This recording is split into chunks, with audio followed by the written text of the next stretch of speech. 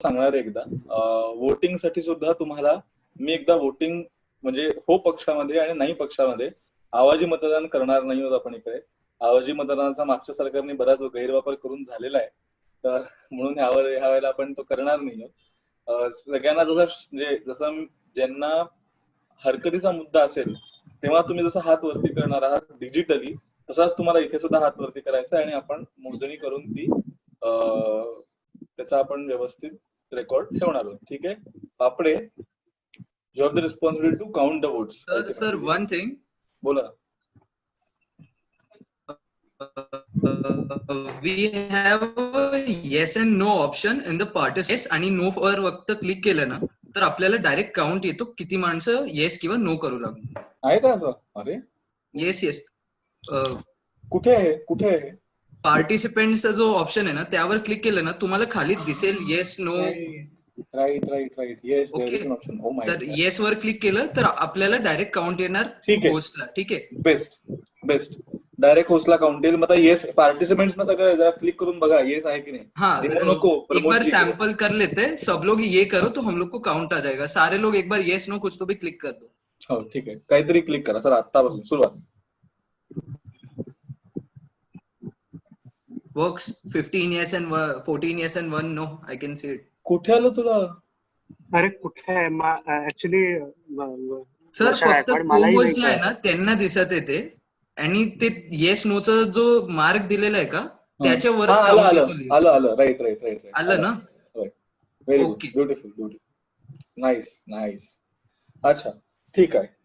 तर मग आपण सदनाच्या पटलावरती पहिली नोटीस घेऊया. प्रस्तावाचे बरं काही नोटीसचे काही नियम असतात.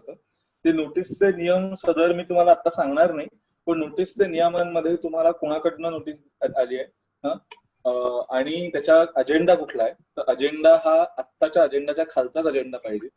ठीक आहे. जास्त म्हणजे इथे नाही. शेतकरी प्रश्न आणि कर्जमाफीच्या वेगवेगळे पद्धती ह्याच अजेंडा खाली तुमचा सब अजेंडा पाहिजे. पहिली गोष्ट. दुसरी गोष्ट म्हणजे की किती मिनिटाचा पूर्ण कुठली डिस्कशन आहे, लॉंग टर्म, शॉर्ट टर्म का हाफ एन आवर, हेही मेन्शन पाहिजे. ठीक आहे. आणि त्याच्या खाली प्रश्न चालतील का हेही तुम्हाला नोंद करायचं आहे. 4 गोष्टींची नोंद करणं अत्यंत आवश्यक आहे. जर निविदा नियमबाह्य असेल तर मी ती निविदा कॅन्सल करणार, तर मी ती निविदा पूर्णपणे रद्द करणार. ठीक आहे. आपण पहिली निविदा घेऊया. पहिली निविदा आली आहे प्रमोद पाटील, महाराष्ट्र निर्माण सेना यांच्याकडनं. 9:35 ला लॉंग टर्म डिस्कशन ते प्रपोज करतायत 50 मिनिटाचं. आणि अजेंडा आहे to discuss historical reasons regarding politics which lead to adverse situation of farmers without question. अच्छा, विदाउट क्वेश्चन्स आहे. Discuss historical reasons. शेतकऱ्यांच्या प्रश्नांची ऐतिहासिक कारण डिस्कस कर. म्हणजे इतिहासात काय काय चुका झाल्या ह्याच्याबद्दलची नोटीस आहे. ह्याच्याबद्दलचं डिस्कशनची नोटीस आहे. म्हणजे बेसिकली या प्रश्नांचे जो इतिहास आहे, काय काय वेगवेगळ्या पद्धती आहेत, ब्रिटिशपूर्व, स्वातंत्र्यपूर्व काळात असतील, स्वातंत्र्योत्तर काळात असतील, याच्याबद्दलची डिस्कशन आहे. ठीक आहे. 50 मिनिटाची लॉंग टर्म डिस्कशन आहे. मी ह्याला सदनाच्या पटलावरती वोटिंगसाठी ठेवतोय. ज्यांना एक मिनिट, सगळ्यांनी पहिले क्लिअर ऑल करा. येस नो काहीच नाही, क्लिअर ऑल करा पहिले सगळ्यांनी. अच्छा, व्हेरी गुड. ज्यांना ही नोटीस मी परत एकदा रिपीट करतोय. 50 मिनिटं long term discussion without questions आणि डिस्कस आहे ऐतिहासिक कारण, शेतकऱ्याच्या आत्ता सांप्रत प्रश्नांची ऐतिहासिक कारण, historical reasons of farmers regarding politics which led to adverse situation. बरं, ऐतिहासिक राजकीय कारण म्हणूया आपण. अध्यक्ष महोदय माफ करा, मी तिथे पॉलिसीज लिहिलेलं आहे. पॉलिसीज. ठीक आहे. ते अनुप्रियाचं थोडंसं हँडरायटिंग छान आहे त्यामुळे ते मला कळलं नाही. तर ठीक आहे. पॉलिसीज म्हणजे ऐतिहासिक वेगवेगळी धोरणं आहेत. ऐतिहासिक धोरणांमुळे शेतकऱ्यांचं जे आता प्रश्न सांप्रत उद्भवले त्याच्याबद्दलची चर्चा. Excuse me. हा बोला ना. Sir before we go for voting, मला अजून नाही मिळत आहे ते वोटिंग साठी. कुठे आहे? Yes no. पार्टिसिपेंट्स वरती क्लिक कर. केलं. ओके. आणि तिकडे येस नो वगैरे खाली ऑप्शन असतील ना. हा. ओ सॉरी. येस खाली. Okay, fine, done. ठीक आहे. Sir, we have 16 members present now. So normal voting is 8+1 to pass any. Okay. बर चालेल, ठीक आहे. चला, जे वोटिंगला मी सुरू करतोय, प्लीज वोट करा ह्या निविदेवरती.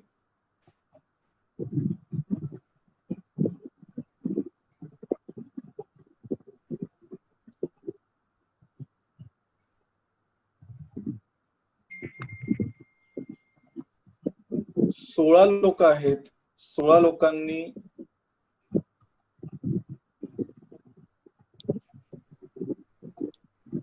चौदाच लोकांनी वोटिंग केलंय जातील.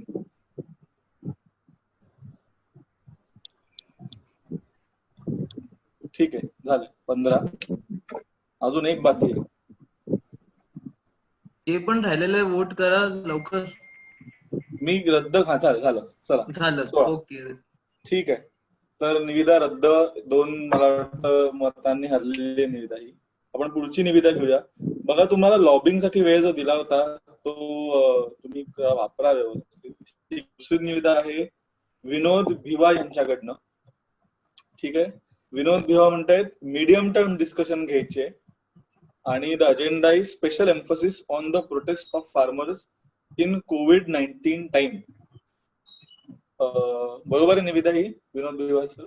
थोड़ा था कि in COVID-19 in general karate, like special emphasis on farmer prostate. ठीक आहे, म्हणजे शेतकरी आंदोलनावरती विशेष चर्चा करायची तुम्हाला. ठीक आहे, विनोद भिवा यांना शेतकरी आंदोलनावरती विशेष चर्चा हवी आहे. Special emphasis on the protest of farmers. Notice sir मी पटलावरती वोटिंग साठी ठेवतोय. Members who want to wish vote. नाही, आत्ता नाही. आता ह्याच्या रिलेटेड काही मुद्दा आहे का प्रमोद? हो, यामध्ये प्रश्न अलाउड आहेत की नाही तेवढेच विचारायचं होतं. हा, ठीक आहे, मी तुम्हाला 2 गोष्टी सांगतो. 20 मिनिटाचा टाइम लिमिट आहे, म्हणजे ही शॉर्ट टर्म डिस्कशन आहे आणि प्रश्न अलाउड आहेत. 2 तुम्ही मेन्शन केलेत, पण मी 2 ते मी ठरवेन किती. बरं, दुसरी गोष्ट अशी आहे, मी जेव्हा वोटिंग अनाऊन्स करतोय ना, तर मी मध्ये थांबतो.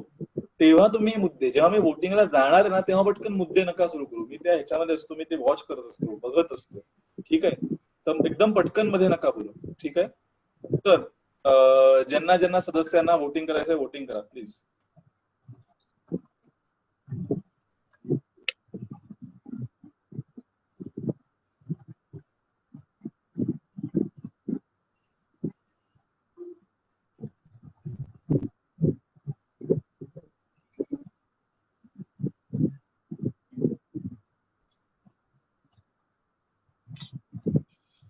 पास झालेली आहे निविदा ही.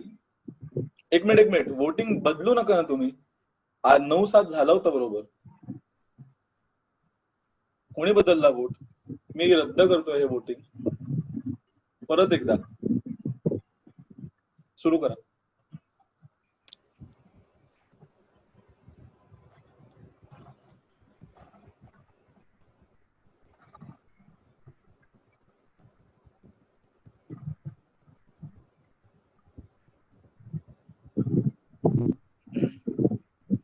अजून एक वोट बाकी आहे.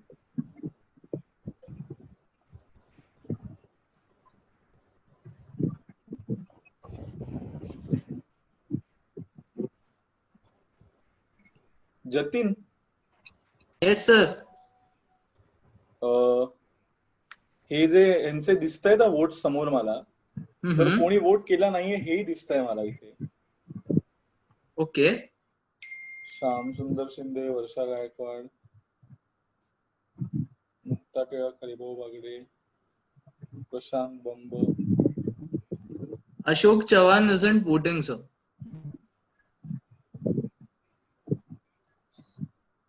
हाँ, Ashok Chavan has said yes ठीक already. है, हाँ, अभी हो गया वोटिंग सर. जस्ट हुआ. Notice defeated. एवढा वेळ नका लो वोटिंग साठी. ठीक आहे, डिफीटेड. गणेश नाईक, त्यांची निविदा आहे शॉर्ट टर्म डिस्कशन 20 मिनिटाची ऑन फेक सीड्स. ठीक आहे, गणेश नाईक यांनी जी बियाणं आहेत, फर्जी बियाणं आहेत, त्यांच्यावरती ती चर्चा मागितली. शॉर्ट टर्म डिस्कशन आणि त्यात त्यांनी प्रश्नांचा कुठेही उल्लेख केलेला नाहीये, त्यामुळे मी प्रश्न नाही घेणार आहे इकडे. मी निविदा वोटला ठेवतोय. काही प्रश्न आहेत तुमच्या याच्या आधी निविदेबद्दल? बर, ठीक आहे, मी निविदा वोटला टाकतोय. प्लीज वोटिंग सुरू करा.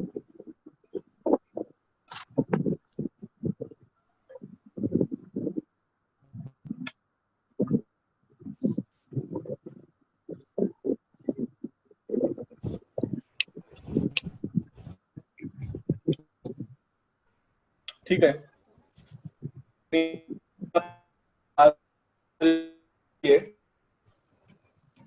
फेक बियाणांची निविदा पास झालेली आहे. ठीक आहे, तर ह्याची आता एक 20 मिनिटाचं डिस्कशन आहे. प्रत्येकाला 2 मिनिटं, म्हणजे मी 10 मिनिटाचे, म्हणजे 10 मिनिटं साधारण आपलं एक 10 नाही 2 मिनिटं प्रत्येकाला मिळतील भाषणासाठी. तर जे जे इंटरेस्टेड आहेत बोलण्यासाठी त्यांनी आपली नाव नोंदणी चॅट वरती करावी please.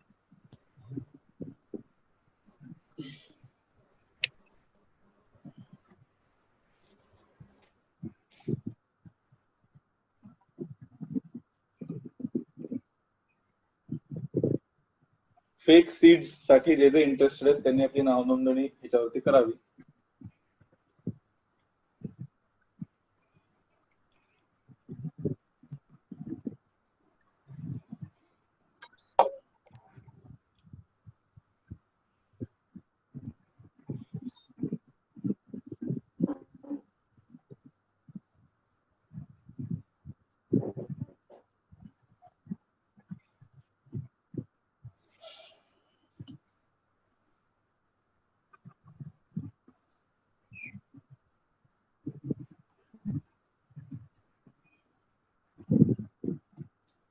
Jatin, can you count किती नावं झाले? 9. 9. ठीक आहे, 10. It's 10. Alright, just a minute.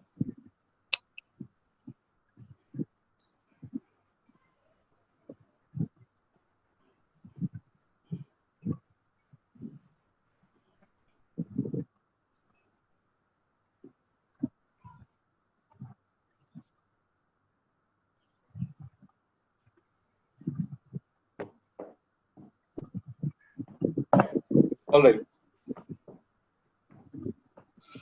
एक आहे नाव अब्दुल सत्तारांचं. सत्तारजी, जर काही गोष्टी जर बदलल्या पुढे जाऊन तर आम्ही तुम्हाला नक्की चान्स देऊ, पण आता करता मला वाटतं लिस्ट फुल झालेली आहे. ठीक आहे,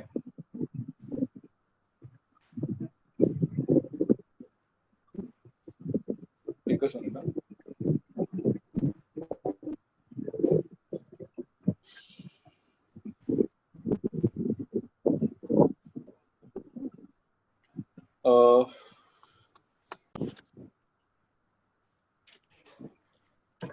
the first name is Pramod Patil. Pramodji, तुम्हाला फ्लोर आहे 2 मिनिटाचा. ठीक आहे, तर तुम्ही बोलायला सुरू करू शकता. नमस्कार अध्यक्ष महोदय. बोगस बियाणांचा जो विषय आहे तो इतका गंभीर आहे, याची प्रचिती आम्हाला अशी येईल की शेती होताना आणि पेरणी होताना फक्त पेरणी म्हणूनच पेरणी होत नाही.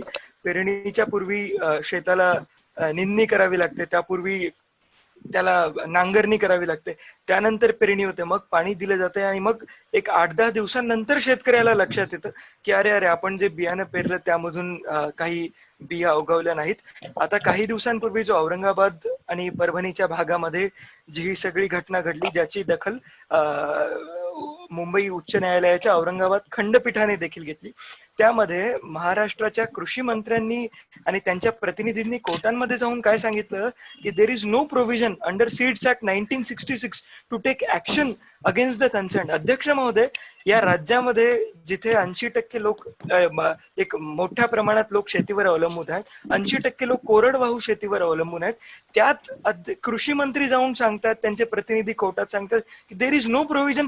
त्यानंतर कोर्टाने त्याचा स्वतःहून तो प्रकरण हातात घेतला आणि मग त्यांच्यावर सीड्स ऍक्ट मध्ये प्रोव्हिजन नसली तरी IPC कलम 420 खाली गुन्हे दाखल केले. आणि त्यामध्ये कोर्टाचे जे ऑब्झर्वेशन्स आहेत, मी जर स्क्रीन शेअर करत नाही पण आपल्याला सांगतो की तिथे कोर्टाने अगदी तीक्ष्ण प्रतिक्रिया तिथे केली आहे की even the officers of agricultural department, कारण जेव्हा या बियांचं जर्मिनेशन होत नाही, त्या फलीभूत फल येत नाही त्याच्यातून, तेव्हा त्यांची तक्रार त्या कृषी अधिकाऱ्यांकडे केली जाते. परंतु कृषी अधिकाऱ्यांनी सुद्धा यासाठी काही कृती केली नाही. ही अत्यंत शर्मिंदगीची बाब आहे आणि सरकारला, मंत्र्यांना, अधिकाऱ्यांना, सर्वांना या प्रकरणाची लाज वाटायला पाहिजे. बोगस बियाणं पहिल्यांदा नाही आलंय, याच्या 4 वर्षांपूर्वी देखील अशीच एक मोठ्या प्रमाणात घटना झाली होती. हे अत्यंत निंदनीय आहे. ठीक आहे. याच्यावरती कोणाला काही याच्यात मला वाटतं प्रतिक्रिया नाहीच आहेत कोणाच्या, पण कोणाला हरकतीचा मुद्दा जर घ्यायचा असेल किंवा काही कुठला बोलायचा असेल तर आहेच. प्रश्न नाही आहेत, पण काही कोणाला याच्यावरती 5 सेकंदाची कमेंट मी अलाव करू शकतो, पण मी कोणी न बघता मी पुढचा स्पीकर घेणार आहे. श्यामसुंदर शिंदेजी. श्यामसुंदर शिंदे. हा सर, बोलू? हॅलो. हा बोला, वेळ सुरू झाली. नमस्कार, धन्यवाद संधी दिल्याबद्दल बोलण्यासाठी अध्यक्ष महोदय. अलीकडे बघायला गेलं की खोटे बियाण्याची खूप मोठी फसवणूक चालली आहे शेतकऱ्यांबरोबर. मागेच सोयाबीनच्या बिया, बीटी कॉटनच्या बिया, कांद्याचे जे असतात ना कलोंज बिया, त्याच्याबरोबर सुद्धा असे खूप प्रक्रिया झाल्या आहेत, ज्याच्यामुळे शेतकऱ्यांना आहे ना खूपसा लॉस भोगावा लागतोय. ज्या कारणाने आपण बघायला गेलो की शेतीची पहिली सुरुवात होते ती नांगरणी, नंतर मग पेरणीवर येते, आणि सर्वात मोठा हा जो त्यांचा कॅपिटल लागतो, ह्यांचा इन्व्हेस्टमेंट लागते, ती बियांवरती लागते.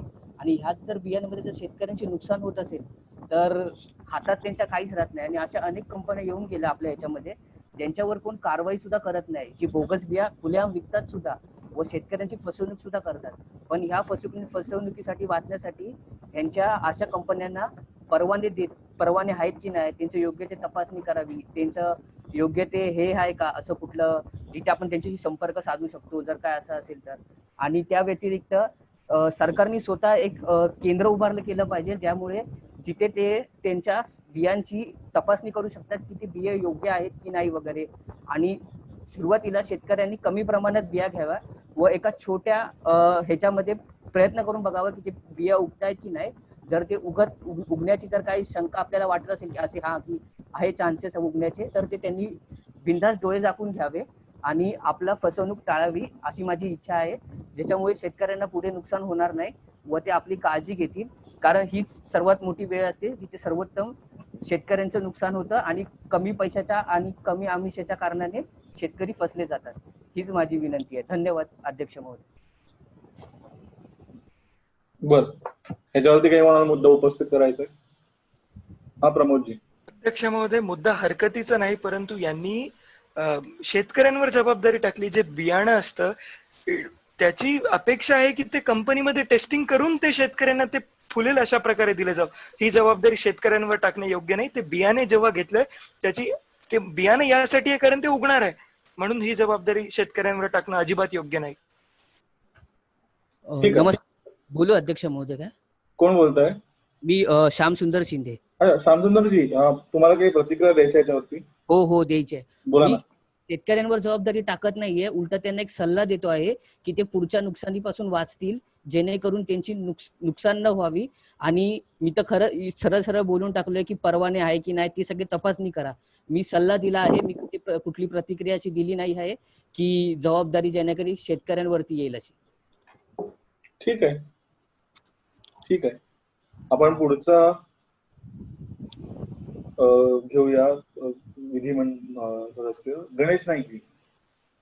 बोगस बियाणांची समस्या फार गंभीर आहे, कारण शेतकऱ्यांना त्याचा फार त्रास होतो. आता सोयाबीनचा इकडे उल्लेख केला तर महाबीजचं जे सोयाबीन आहे त्याची बरीच भेसळ मिळाली. 50% जास्त ज्या बिया होत्या त्या भेसळ होत्या. आणि ह्या वर्षी 7 जूनला पाऊस मराठवाड्यात आला, ही खूपच म्हणजे चांगली गोष्ट होती तरी, आणि शेतकऱ्याला फार फायदा झाला असता कारण पाऊस वेळेवर आलाय. पण बिया बोगस निघाल्यामुळे काही उपयोग झाला नाही. महाराष्ट्र सोयाबीनचा देशातला एक सर्वात मोठा सोयाबीन उत्पादक आहे आणि जवळजवळ 40 लाख हेक्टर जमीन सोयाबीन शेतीखाली आहे. आणि ह्या वर्षी एवढ्या सगळ्या जमिनीवर ह्या गोष्टीचा परिणाम होणार आहे बोगस बियांचा. आणि सरकारने म्हणजे ज्या बिया आपण शेतकऱ्यांना देतो त्यापैकी 70% बिया चांगल्या असल्या पाहिजेत. तर ह्या वर्षी सरकारने तो आकडा कमी करून 60% बिया जरी चांगल्या असतील तरी हो म्हटलंय. तर हेही सरकारचं एक चूल, कारण ह्यामुळेच हा मुद्दा आलाय बोगस बियांचा. आणि आपले कृषी मंत्री दादाजी भुसे हे म्हणाले की शेतकऱ्यांना नवीन बिया देऊ आम्ही ज्यांचं नुकसान झालंय या बोगस बियांमुळे. पण नवीन बिया देण्याने ही समस्या थांबणार नाहीये, कारण पुढच्या वर्षी परत किंवा त्याच्या पुढच्या वर्षी परत ही समस्या येऊ शकते. तर ज्या कंपन्यांनी किंवा ज्या इंडस्ट्रीजनी ह्या बिया पाठवल्या आहेत शेतकऱ्यांना, त्यांच्यावर सरकारने काहीतरी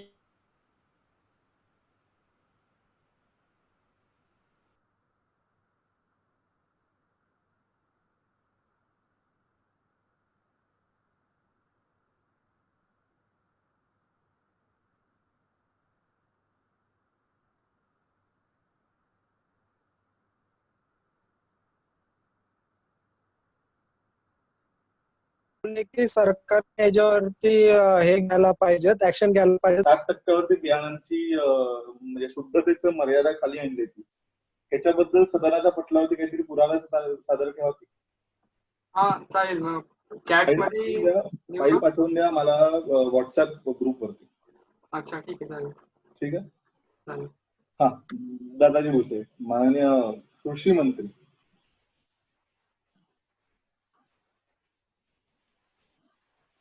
दादाजी भुसे.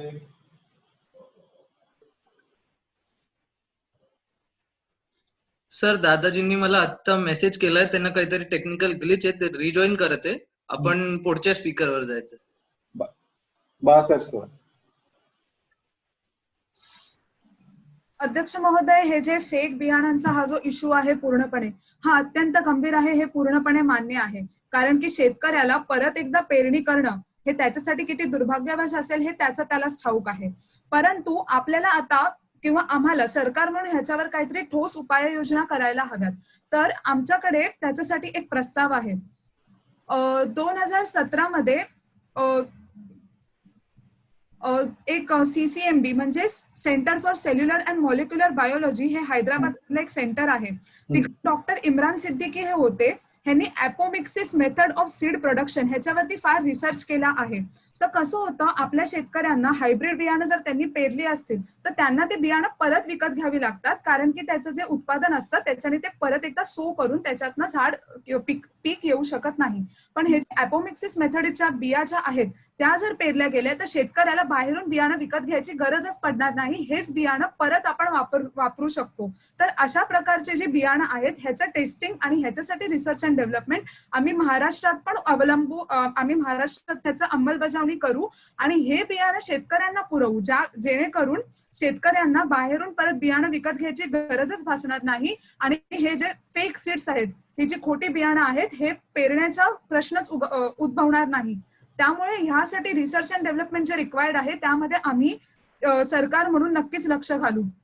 अजून एक मुद्दा असा की काही दिवसांपूर्वी जे आमच्या सरकारमधले जे मंत्री महोदय आहेत जयंत पाटील साहेब, ते दादाजी भुसे यांना भेटले होते ह्याच संदर्भात डिस्कशन करायला की असा फेक बियाणांचा मुद्दा उद्भवला आहे, त्यामुळे तुम्ही यात लक्ष घाला.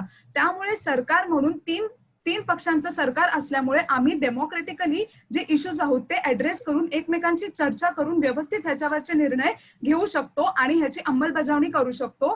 जसं जयंत पाटीलजींनी दादाजी भुसेंसोबत चर्चा करून हे केलं होतं, तसंच आम्ही हे जे ॲपोमिक्सिस मेथड आहे ह्याच्याबद्दलची चर्चा अंतर्गत व्यवस्थित डेमोक्रेटिकली पद्धतीने करून ह्याची इम्प्लिमेंटेशन करू, ह्याची मी शाश्वती देतो. धन्यवाद. धन्यवाद. अध्यक्षजी, Can I comment on that? हा, करा ना. Okay, so in this Apomixis method that was mentioned by the member, it's very important to note that it is very important to distinguish hybrid seeds from the fake seeds, because in this method there is still an advocacy for hybrid seeds, for using hybrid seeds for production of superior yields of that very product. But then hybrid seeds also raise the question of not being organically able to adapt to the changing environment, and hence this method is a very good method, but it's not fail proof in preventing or rather ensuring that the hybrid seeds that are given to the farmers will be completely fail safe as opposed to natural organic seed. Alright. Thorat साहेब काही respond करायचं त्याच्यावरती? अध्यक्ष महोदय, या ठिकाणी मी बघतोय सरकारमधील 2 senior मंत्री देखील याच्यावर सहमत नाहीयेत, आणि अजून त्याच्या पलीकडे मी जो महत्वाचा मुद्दा माननीय उच्च न्यायालयाचं जे ऑब्झर्वेशन होतं ते पटलावर टाकलं. अजूनही सरकारने या प्रकरणाची जबाबदारीच घेतलेली नाही. सरकार म्हणतं एकतर शेतकऱ्यांनी स्वतःची चाचणी करा किंवा एक नवीन मेथड, परंतु अजूनही या प्रकरणाची दखल घेतली नाही. हे मात्र खरंच निंद. त्याच्यामध्ये मी ह्याच्यावर कॉमेंट करू शकतो. कोण बोलतोय? बाळासाहेब थोरात. एकच मिनिट, आपण श्यामसुंदरची कमेंट घेऊन मग तुम्हाला फायनल कमेंट देऊया. हो हो नक्की. श्यामसुंदरजी बोला.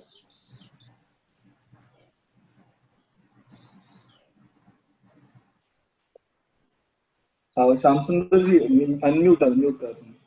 एक मिनिट. हा का बोला. ह्यांनी जे आपल्याला सांगितलं हायब्रिड बियाण्यांविषयी, ते पुढे जाऊन शेतीसाठी हानिकारक सुद्धा असू शकतात. कारण पारंपरिक पद्धतीने जी शेती होते त्याच्यामध्ये जी धान्यातली किंवा ज्या बियांमधली जी प्रोडक्टिव्ह कॅपॅसिटी असते ना, ती व्यवस्थित राहते. पण हे जे लवकर उत्पन्न येण्यासाठी आहे ना, या हायब्रिड बियाण्या ना स्टॅरिलाइज केल्या जातात. त्याच्यामुळे त्यांचे रिप्रोडक्शन क्वालिटी कमी होऊन जाते. तेव्हा पुढे जाऊन ही प्रॉब्लेम शेतकऱ्यांना उद्भवू नये यासाठी खूप गरजेचं आहे सांगणं की पारंपरिक ह्याच्यावर जरा जास्त हे केलेलं बरं आपण. बरं, ठीक आहे. थोरात साहेब बोला. प्रमोद पाटील साहेब, आपण हे मंत्र्यांमधले जे मतभेद आहेत असं म्हणतात ना, तर तसं नाहीये. आमच्यामध्ये मतांतर असतं, त्याच्यावर आम्ही चर्चा करतो. मतभेद जरी झाले तरी सुद्धा त्याच्यावर आम्ही चर्चा करतो आणि महाराष्ट्राच्या जनतेच्या हितासाठीच आम्ही निर्णय घेतो. आणि महत्वाचा मुद्दा असा आहे, हे जे ॲपोमिक्सिस जे प्रोसेस आहे, हे काही आर्टिफिशियली इंड्यूस जरी केलेलं असलं तरी काही प्लांट्समध्ये हे नॅचरली अकरिंग प्रोसेस सुद्धा आहे. प्लांट बायोलॉजीचा हा एक पार्ट आहे. तर त्यामुळे हायब्रिड बियाण्यांवरती जे क्रिटिसिझम होते ते नक्कीच मान्य आहे, कारण की ते आपण त्याच्यातनं जे पीक येतं ते आपण परत सो करू, त्याच्यातनं पीक येत नाही. पण हे जे ॲपोमिक्सिस मेथड आहे हे नक्कीच बेनिफिशियल आहे आणि ह्याच्यावरती आम्ही चर्चा नक्कीच करू, कारण की कुठलाही निर्णय असाच घ्यायची आमची पद्धत नाही. आम्ही त्याच्यावर चर्चा करू, त्याच्याबद्दल रिसर्च व्यवस्थित करू आणि मगच त्याची अंमलबजावणी करू, ह्याची शाश्वती आम्ही देतो. हा हरिभाऊ बागडे बोला. एक छोटासा प्रश्न विचारायचा होता थोरातजींना. प्रश्न नाही म्हणजे कमेंट करायचं होतं फक्त त्यांचं. बरोबर. हो, मला माहिती आहे की सदनामध्ये कोणत्याही पेपरचा पुरावा हा घेता येऊ शकत नाही आणि त्याची लेखी सुद्धा इथे घेता येऊ शकत नाही. पण सामनामध्ये असं लिहिलं होतं, तुमचा निर्णय हा सामनामध्ये असा आला होता की तुम्ही घरोघरी जाऊन अमरावती कृषी विद्यापीठ, औरंगाबाद कृषी विद्यापीठ इथं घरोघरी जाऊन फेक बियाणांची चौकशी कराल, म्हणजे बांधापर्यंत जाल. तर याच्या आकडे तुमच्यापर्यंत काही आहेत का की किती घरी तुम्ही पोहोचलात आणि त्याचा पूर्ण डाटा तुमच्याकडे सध्या आहे? प्रश्नच झाला हरिभाऊ. ठीक आहे, नाही ते आम्ही कमेंट म्हणून रेग्युलराइज करतोय, पण काय असेल तर डेटा तुम्ही सदनाच्या पटलावरती ठेवा. पण वृत्तपत्रांचं किंवा मुखपत्रांचं, खरं तर वृत्तपत्र नाही येते, ते मुखपत्र आहे. वृत्तपत्र स्वतंत्र असतात, मुखपत्र आर्टिकल. बरं, ते मुखपत्र आहे, ते मुखपत्राचा संदर्भ देता नाही येणार कोणालाच. बरं, याच्यावरती अजून काही बोलायचं आहे कोणाला? ठीक आहे, आपण पुढच्या यांच्याकडे जाऊया. हरिभाऊ बागडे. धन्यवाद अध्यक्ष महोदय, मला बोलायची संधी दिल्याबद्दल.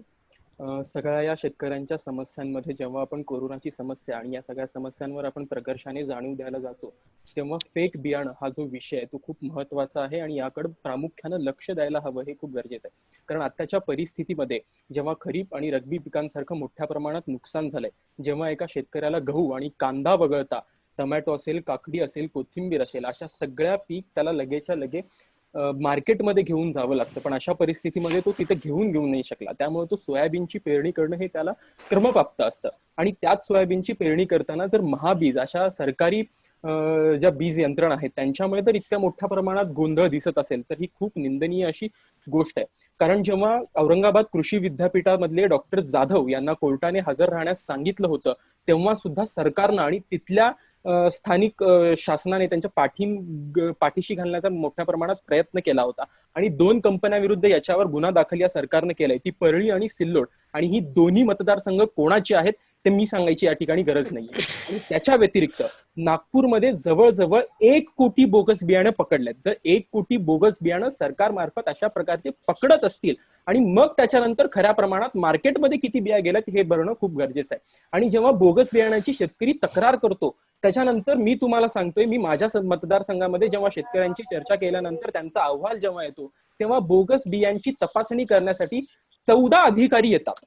एका शेतात बोगस बियाची तपासणी करण्यासाठी 14 अधिकारी येतात. 14 काय 40 येऊ दे, पण त्या 14 अधिकाऱ्यांचे निर्णय हे कितपत आणि कोणत्या योग्यतेने आणि किती वेगानं होत आहेत हे बघणं गरजेचं आहे. जर सरकार त्यांना परत एकदा बियाणं देत असेल तर पेरणीनंतर किंवा पावसानंतर बिया देऊन काहीच उपयोगाचं नाही. आणि सरकार महाबीजाचं बघतंय, पण प्रायव्हेट कंपन्यांचं काय, त्यांना कोण जाब विचारणार? हेही सरकारचं तितकंच काम आहे, प्रायव्हेट कंपन्यांवरही गुन्हा दाखल करणं आणि त्यांच्या विरुद्ध बोलणं. धन्यवाद. धन्यवाद. धन्यवाद हरिभाऊ. अध्यक्ष महोदय, बोला सत्ता साहेब. हा त्यांनी माझा म्हणजे विषय काढला. साहेब, मगाशीच मी तुम्हाला सांगितल्याप्रमाणे आम्ही ऑलरेडी प्रायव्हेट कंपनीवरती आम्ही ऍक्शन घेतली आहे, सरकारी कंपनीवरती ऍक्शन नाही घेतली. त्याच्यामध्ये पण जे बियाणे आणि हे पकडले गेले आहे त्यांना आम्ही अक्षरशः सीड ऍक्टच्या अंडर त्यांना घेतले आहे. तुम्ही असं आम्हाला बोलू नाही शकत की ते कोणाच्या ह्याच्या खाली येत आणि काय. आम्ही त्याच्यावरती ऍक्शन घेतली आहे आणि पुढेही घेत आहे. आमची सामूहिक बैठक झाली तेव्हा पण त्याच्यावरती आम्ही घ्यायला ऍक्शन सुरू केली आहे ऑलरेडी. आणि जर 14 जर अधिकारी जात असतील तर चांगली गोष्ट आहे. एखाद्या अधिकाऱ्याकडनं जर तुमच्यासारखं नाही हो, जेव्हा कोल्हापूरमध्ये जेव्हा महापूर आलेला तेव्हा तुमचे जे मंत्री आहेत तिथं जाऊन फोटो आणि व्हिडिओ शूटिंग करत होते.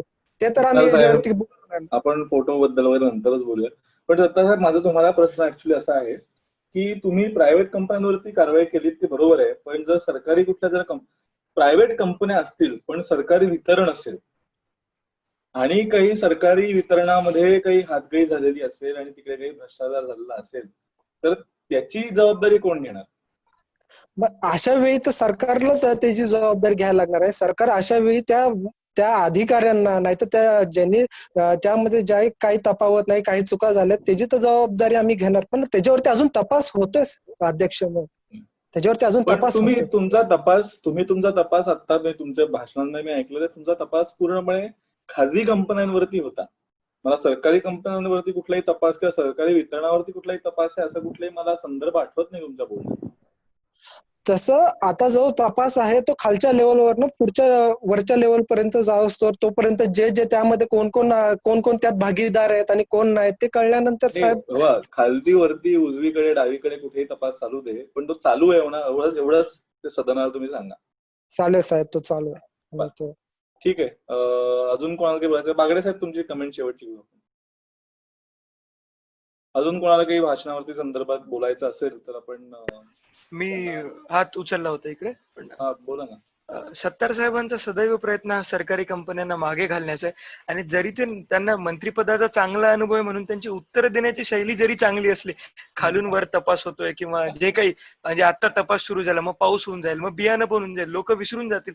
उच्च न्यायालयाने या विषयाची दखल घेतली तोपर्यंत सरकार झोपलेलंच होतं. हा जरा पाटील साहेब, तुम्हाला कल्याण मधनं तुम्ही निवडून आलाय. आम्ही कोणाला पाठीमागे घालत नाहीये. आम्ही ह्याच्यावरती दोन्ही इथं राष्ट्रवादी काँग्रेस स्वतः त्यांनी ह्यांना मागणी केली आणि स्वतः आज आम्ही त्याच्यावरती जे पावलं उचलतोय आणि हायकोर्टापर्यंत गेल्यानंतर तो गोष्ट आता आपल्या राज्यामध्ये चालले वेगळे प्रश्न चालले आहेत. आता आपल्या राज्यामध्ये कोविड वर सोबत आपण हे करतोय, तो प्रश्न जोपर्यंत आमच्यापर्यंत पोहोचला त्याच्यावरती आम्ही लगेच कारवाई सुरू केल्या. तुम्ही असं नाही बोलू शकत की आम्ही कारवाई सुरू नाही केल्या.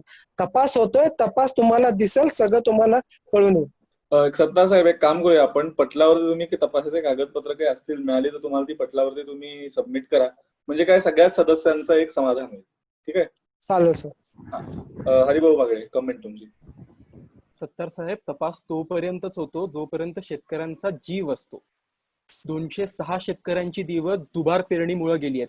हा छोटा विषय नाहीये सत्तार साहेब. खालून वरून करा किंवा वरून खाली तुम्ही तपास करा, तपास हा योग्य दिशेने झाला पाहिजे. त्यामुळं शेतकऱ्यांचा मुद्दा आहे, त्यांच्या जीवाचा मुद्दा आहे. दुबार पेरणी करणं हे शेतकऱ्यांसाठी खूप हानिकारक आहे आणि दुबार पेरणीमुळे शेतकरी जास्त कर्ज घेतो. आजचा आपलं जे अजेंडा आहे ना तो त्या कर्जात मांडली आहे. दुबार पेरणीमुळे तो कर्ज घेतो, कर्ज त्याला संस्थांकडनं मिळत नाही, त्यामुळे सावकाराकडनं घेतो. हे रोटेटच होणार आहे सत्तार साहेब. फक्त तपास करू नका, तपासांची डिटेल्स द्या आणि शेतकऱ्याला आश्वासन द्या की इतकं अनुदान, इतकी सबसिडी आम्ही ह्याबद्दल तुम्हाला देणार आहोत आणि इतके बियाणे इतक्या पावसाळ्याच्या आत तुम्हाला देणार आहोत. पावसाळ्यानंतर तो स्वतःच्या कुंड्यात नाही लावणार आहे ना. धन्यवाद. ठीक आहे, ठीक आहे. ते रेकॉर्ड वरती शेवटचा रिमार्क जाणार नाही. अध्यक्ष महोदय. नाही, श्यामसुंदर शिंदे. सत्तार साहेबांना माझा एवढा प्रश्न आहे साहेब, आता तर पेरणीचा टाइम. श्यामसुंदर मला तुम्हाला तिकडेच थांबवते. भाषण सत्तार साहेबांचं नव्हतं, भाषण हरिभाऊंचं होतं. तर जर काही कमेंट हरिभाऊंच्या भाषणावरती करायची असेल तर ती करा, नाहीतर आपण ती स्किप करू. ठीक आहे, स्किप करा. ठीक आहे. प्रमोदजी तुम्हाला काही.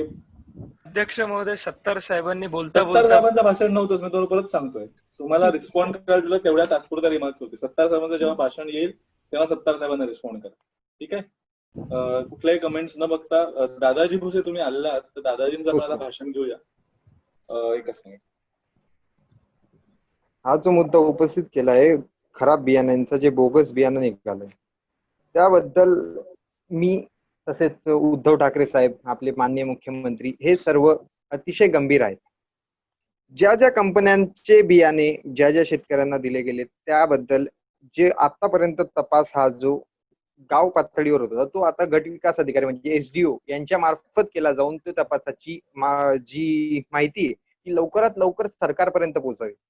जे पंचनामे आहेत ते लवकरात लवकर व्हावे म्हणून आम्ही ही एक समिती स्थापन केली. गट विकास अधिकाऱ्यांना त्याबद्दल आदेश देण्यात आलेले. त्याच्यानंतर आलं हे महाबीज हे जे गव्हर्नमेंटचं आहे हे ना लपवून राहणार नाही. हे गव्हर्नमेंटचीच ऑथॉरिटी, महामंडळ गव्हर्नमेंटच आहे. तर याबद्दल सरकारच्या हातात जे आहे आता, तर आम्ही आतापर्यंत महाबीजला आदेश दिले ते त्या प्रकारे 35 लाख रुपये ज्या शेतकऱ्यांनी दुबार पेरणी केली आहे, दुसऱ्याकडून बियाणे घेऊन पेरणी केली, त्यांच्या टोटल करून 35 लाख रुपये परत करणार आहोत. आणि जे शेतकऱ्यांनी अजून पेरणी केली नाही त्यांना परत बियाणं देऊन विदाऊट एनी कॉस्ट ते बियाणं देऊन आम्ही त्यांना मदत करणार आहोत. यामुळे हे सरकार जे ते सदैव शेतकऱ्यांच्या पाठीमागे उभं आहे याबद्दल कोणतीही शंका नाही. खाजगी कंपन्यांवर जे गुन्हे दाखल केलेले आहेत त्याची पण डिटेल मी पटलावर आपल्याला पाठवतो साहेब, त्याबद्दल काही वाद नाही. आणि तसेच जवळजवळ 2 ते 3 लाख क्विंटल बियाणं आतापर्यंतचा सरकारमध्ये कोणत्याही सरकारने इतकं बियाणं सरकारमार्फत उपलब्ध केलं गेलेलं नव्हतं. याचा पुरावा मी तुम्हाला देऊ शकतो. आणि त्याबद्दल 2 ते 3 लाख क्विंटल बियाणं आम्ही या सरकारने, महाविकास आघाडीच्या सरकारने शेतकऱ्यांपर्यंत पोहोचवलंय. आणि त्याच्यानंतर प्रत्येक रेशन दुकानामध्ये खत आणि बियाण्याचा पुरवठा हे आम्ही आता मागच्या महिन्यात सुरू केलेलं आहे.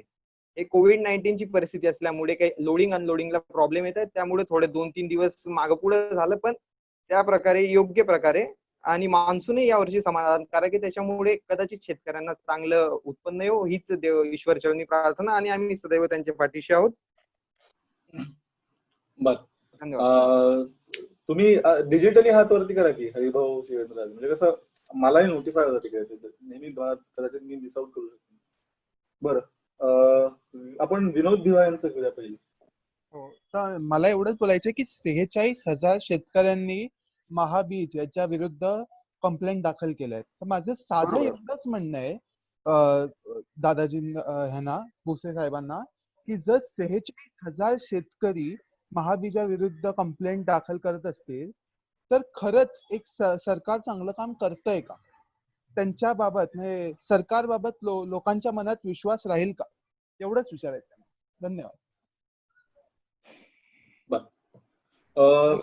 केला तो प्रश्न, बोलू का अध्यक्ष साहेब? दादाजी मी काय म्हणतो, तुम्ही सगळ्यात शेवटी कमेंट करता का? सगळ्यांचं ऐकून घ्या. हो चालेल. क्लोजिंग स्टेटमेंट आहे तुम्ही, काय प्रॉब्लेम नाही. हरिभाऊ. दादाजीच्या महाविकास आघाडी कृषी अधिकारी यांच्या त्यांची जी तुम्ही त्यांचा जो नेमणूक तुम्ही जी केली होती त्याच्यामधीलच त्याच अधिकाऱ्यांना अमरावती आणि औरंगाबाद हायकोर्टानं नोटीस बजावली.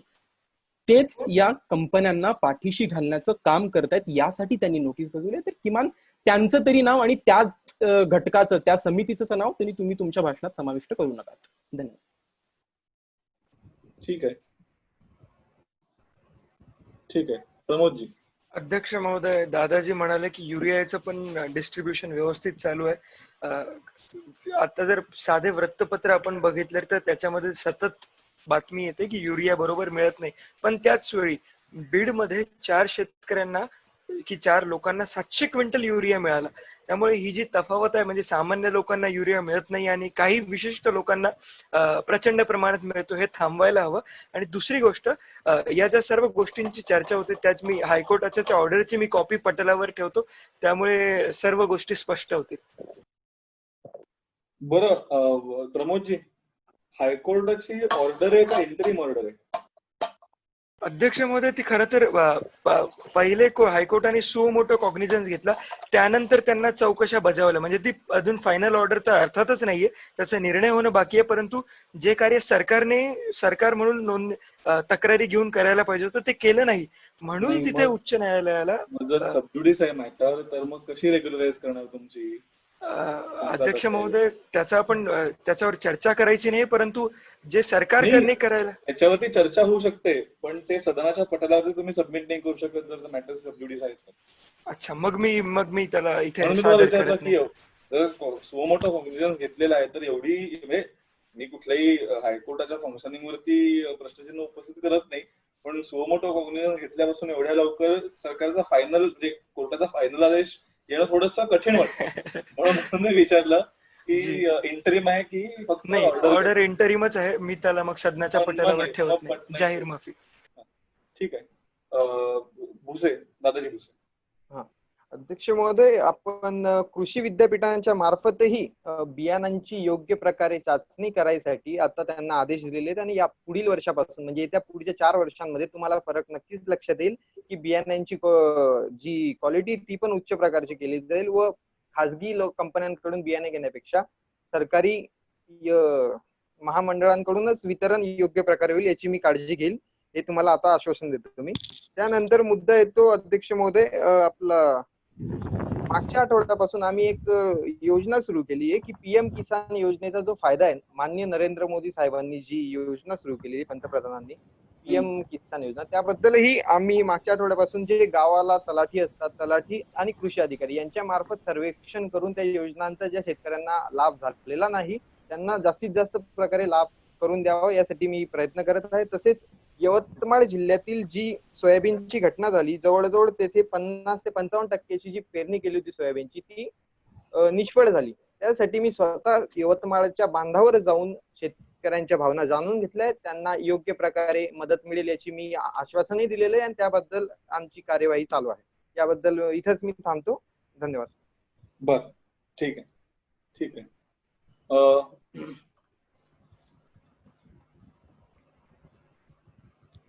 मुक्त टिळक. धन्यवाद अध्यक्ष साहेब. मी मगासपासून सर्वांची भाषणं ऐकते आहे. मला असं लक्षात आलं की प्रमोद पाटील साहेबांनी जे सांगितलं की औरंगाबादचे जे कार्यरत कृषी खातं आहे, त्यांनी जे बोगस बियाणांवर आधी दाखवला उत्साह आणि नंतर काहीच त्याच्यावर कारवाई नाही केली. या गोष्टीतून एकच गोष्ट लक्षात येते की सरकार फक्त सुरुवातीला आपला उत्साह दाखवत आणि जेव्हा अंमलात आणण्याची वेळ येते तेव्हा सरकारचा उत्साह थोडासा कुठेतरी कमी पडतो असं मला वाटतं. त्यानंतर बाळासाहेब थोरातांनी सांगितलं की आम्ही सर्व या बोगस बियाणे आणि हायब्रिड बियाणे वगैरे जे काही आहे त्याच्यावर विचार करण्यासाठी एक समिती नेमलेली आहे आणि योग्य तो रिसर्च आणि सगळं करून आम्ही त्याच्यावर उपाययोजना करू. मला फक्त एवढंच सांगायचंय, 2002 मध्ये जो मुद्दा सगळ्यात जास्त पेटला होता तो म्हणजे बीटी संकलित वाणाचा मुद्दा, ज्यामध्ये या सरकारने फक्त आणि फक्त बहुराष्ट्रीय कंपन्यांचा लुटण्याचा प्रयत्न केला आणि त्यांना लुटण्याच्या उद्देशाने फक्त मॉन्सेटो कंपनीला फक्त त्याला मान्यता दिली आणि त्यानंतर जी शेतकरी आत्महत्येची लाट विदर्भ आणि मराठवाडा एरियामध्ये जी पसरलेली आहे ती आपण बघतोच आहे. मला फक्त एवढंच म्हणायचंय की यावेळी तुम्ही थोडासा कृषी विद्यापीठ आणि कृषी संस्थानांच्या निर्णयाचा थोडासा विचार करावा. फक्त सरकारी मीटिंग बसून आणि सरकारचा फक्त विचार घेऊन कोणताही निर्णय घेऊ नये, तर थोडंसं रिसर्च म्हणजे थोडा विद्यापीठाचा आणि संस्थानांचा पण त्याच्यात विचार केला जावा. धन्यवाद. बरं, धन्यवाद. अध्यक्ष महोदय, मला कॉमेंट करायला आवडेल. बोला ना. मुक्ताताई, तुम्ही जे रिसर्च बद्दल बोललात, जे सरकारी कमिटीचं नेमणूक करून रिसर्च करण्याबद्दल, तर तुम्हाला हे समजावं लागेल की रिसर्च करणं खूप इम्पॉर्टंट आहे. जरी आता ज्या सरकारी कंपन्या किंवा ज्या खासगी कंपन्या आहेत ज्यांनी हे काही फेक बियाणांचं, ज्यांच्यामुळे हा प्रश्न उद्भवला आहे, त्यांच्याबद्दल पण इन्व्हेस्टिगेशन योग्य पद्धतीने करून त्याच्यावर रिसर्च करणं हे तेवढंच इम्पॉर्टंट आहे जेवढं इम्पॉर्टंट ॲपोमिक्सिस किंवा हायब्रिड बियाणं ह्याच्याबद्दलचा रिसर्च असो. आम्ही सरकारी समित्या नेमून रिसर्च करून हे योग्य पद्धतीने करणं हे आमचं कर्तव्य आहे. असेच अथवा निर्णय घेणं हे चुकीचं ठरेल या कारणासाठी. दादाजी बोलू शकते का मी? मुक्ता मॅडम, तुम्ही शेवटची कमेंट घ्या ना. हा, मला फक्त एवढंच सांगायचंय की सरकारची जी वाईट मी सवय म्हणते दादाजींना कमेंट करायचे. दादाजींचं झाल्यानंतर मग तुम्ही फायनल कमेंट करा शेवटची. दादाजी बोला. हॅलो अध्यक्ष महोदय. हॅलो, बोला. हा, आता मुक्ता मॅडमांनी जो भाषण दिलं आता, त्याबद्दल मी एक सांगू इच्छितो की मॅडम, आपला जो पक्षाचं मागच्या 5 वर्षात सरकार होतं त्याच्यात आम्ही भागीदार होतोच, पण काही गोष्टींमध्ये आम्ही रस्त्यावर येऊन समोर येऊन विरोध केलेला. त्यातलंच एक गोष्ट म्हणजे पूर्ण वेळ कृषी मंत्री नाही. माननीय पांडुरंग फुंडकर साहेब जेव्हा स्वर्गवासी झाले, ते दुर्दैवाने, तेव्हापासून महाराष्ट्राला 2 वर्ष कोणताही कृषी मंत्री नव्हता. माननीय फडणवीस साहेबांकडे तो अधिभार होता. त्याच्यानंतर काही काळ अनिल बोंडे साहेब हे कृषी मंत्री होते, पण त्यांनी कधीही ऍक्टिव्हली शेतकऱ्यापर्यंत जाऊन कधीही त्याचा संवाद साधला नाही. त्याच्यामुळेही शेतकऱ्यांना आज जी दिवस पाहावं लागतं. आता तर आमचं 6 महिन्यापूर्वी सरकार आलंय. तुम्ही 5 वर्ष थांबा, तुम्हाला योग्य प्रकारे सकारात्मक बदल दिसेल. बर, मुक्ता मॅडम, काय कमेंट तुम्ही करा. मी दादाजी हेगडे साहेबांना सांगू इच्छिते की आमचं सरकार जेव्हा सत्तेत होतं तेव्हा देखील आम्ही शेतकऱ्यांसाठी काम केलेलेच आहे. त्याची आकडेवारी जर तुम्हाला हवी असेल तर मी तुम्हाला आता इथे सांगू शकते अध्यक्षांच्या परवानगीनुसार. सर, सांगू का? सर, 2018 मध्ये पीक पालन या खात्यासाठी आमच्याकडून 8,133,000 दिले गेले होते. फलोत्पादनासाठी 128 लाख दिले गेले. मुक्ता मॅडम, एक काम करा, म्हणजे ठीक आहे तुम्ही सांगताय ते बरोबरच आहे, पण हा जो काही अहवाल आहे तो पटलावरती सादर करा, म्हणजे काय सगळ्यांना वाचता येईल. व्हॉट्सअप ग्रुपवरती पाठवा की तो सगळ्यांना वाचता येईल. मी एक पाठवते. मला प्रस्ताव कुठला आहे? हा प्रस्ताव कुठला आहे? कुठला ऑफिशियल गव्हर्नमेंट डॉक्युमेंट आहे का? हो. बरं, ठीक आहे, मग पाठवा ते सगळं. मला बाळासाहेब थोरातांना थोडंसं एक उत्तर द्यायचं होतं. द्या.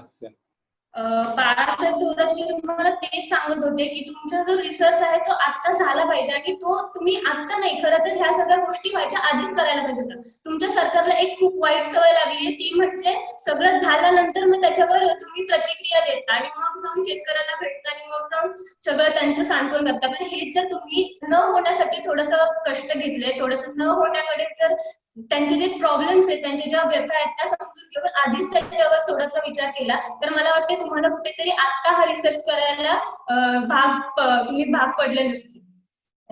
बर, ठीक आहे. इथे आपण थांबूया. माननीय मुख्यमंत्री महोदय. शुक्रिया चेयर सर। सबसे पहली चीज तो प्रमोद पाटिल जी, आपके लिए कुछ खास सोचना है कि आप जब लीगैलिटी की बात करो तो अपनी पार्टी में झांक कर देखें, क्योंकि आप ही की पार्टी ने लातूर डिस्ट्रिक्ट में ऑफिसे तोड़ दी क्योंकि सोयाबीन फेंकते। अगर आपको इश्यू था तो लीगल मेथड आप ही यूज करो ना। अगर आप हमें हाई कोर्ट के बारे में बता रहे हो तो आप कोर्ट तक नहीं जा सकते थे।